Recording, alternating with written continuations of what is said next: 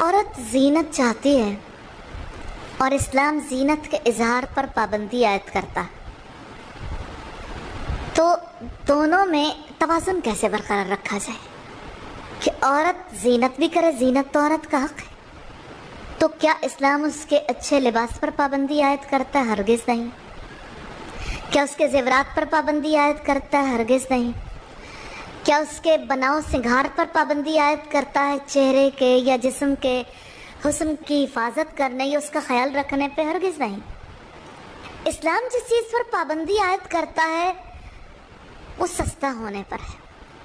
اسلام اس چیز پر پابندی عائد کرتا ہے، اظہار نہ کرو، نہ خود فتنے سے محفوظ رہو گی نہ دوسرا فتنے سے محفوظ رہے گا، پوری سوسائٹی میں آگ بھڑک اٹھے گی۔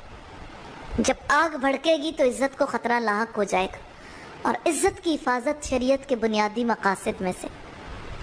تو تبرج اسے اسلام روکتا ہے، لیکن اپنے دائرے کے اندر زینت کے اظہار کی پوری اجازت دیتا، اس کو پسندیدہ بھی قرار دیتا ہے۔ جب عورت اپنے شوہر کے لیے بناؤ سنگھار کرے، اپنے حلقے کے اندر وہ اچھے طریقے سے اچھے انداز میں رہے، یہ ناپسندیدہ نہیں ہے۔ مسند احمد کی روایت ہے فضالہ بن عبید سے کہ اللہ کے رسول صلی اللہ علیہ وسلم نے ارشاد فرمایا، 3 لوگ ایسے ہیں جن سے سوال بھی نہیں کیا جائے گا۔ ایک وہ آدمی جو جماعت چھوڑ کر الگ ہو جائے، اپنے امام کی نافرمانی کرے اور نافرمانی میں ہی مر جائے۔ دوسرے، کوئی لونڈی یا غلام جو اپنے آقا سے بھاگ جائے پھر مر جائے۔ تیسرے، وہ عورت جس کا شوہر نہ ہو، یعنی شوہر موجود نہ ہو، پھر وہ اس کے بعد زینت کا اظہار کرے، تبرج کرے، ان سے سوال نہیں کیا جائے گا۔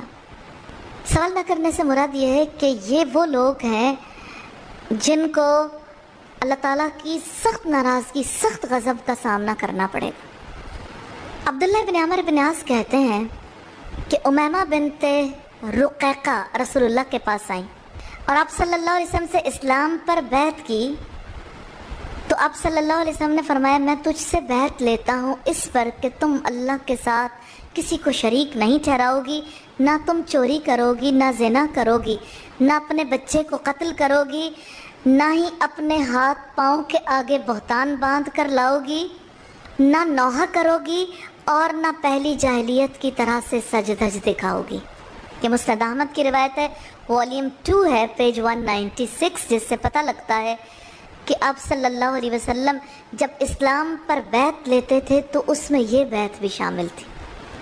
ابو موسیٰ اشعری سے روایت ہے، رسول اللہ نے فرمایا، جب کوئی خاتون عطر لگائے اور پھر وہ مردوں کے درمیان جائے تاکہ وہ مرد اس کی خوشبو سونگھیں تو وہ خاتون ایسی ہے، آپ نے اس خاتون کو شدید برا کہا، یعنی ظاہر ہے کہ ایسی خاتون شرافت سے تو تعلق نہیں رکھتی۔ ابو داؤد کی 4172 نمبر روایت۔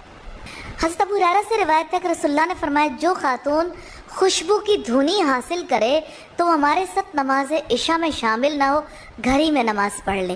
یہ ابو داؤد کی 4175 نمبر روایت۔ اور حضرت ابو ہریرہ سے روایت ہے، رسول اللہ نے فرمایا، دوزخ والوں کی 2 قسمیں ایسی ہیں جنہیں میں نے نہیں دیکھا۔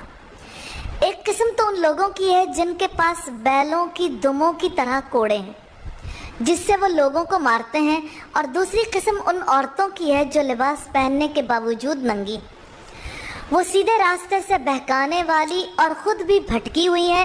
ان عورتوں کے سر بختی اونٹوں کی طرح ایک طرف کو جھکے ہوئے ہیں۔